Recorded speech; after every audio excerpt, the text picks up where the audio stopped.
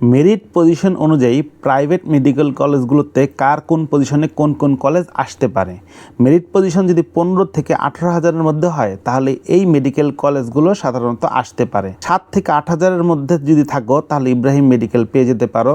10,000-এর মধ্যে বাংলাদেশ মেডিকেল আসবে। 11 থেকে 12,000-এর মধ্যেই তোমার জহুরুল ইসলাম মেডিকেল চলে আসবে। 9-10,000-এর মধ্যে national medical, Dhaka national medical আসে।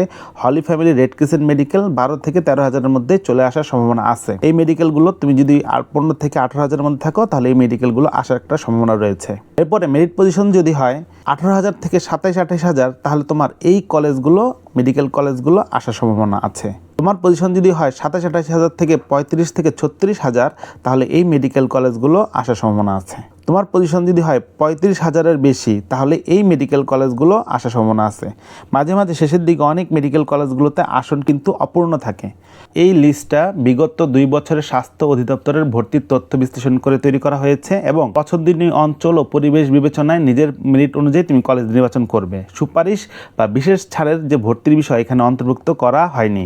কলেজে ভর্তির ক্ষেত্রে কলেজের অবস্থান তোমার বাড়ির কাছাকাছি কিনা, সুবিধাজনক কিনা সেটা দেখবে। কলেজের সুযোগ সুবিধা, লাইব্রেরি ফ্যাসিলিটি, ল্যাব ফ্যাসিলিটি, হাসপাতালের সুযোগ সুবিধা সব দেখবে।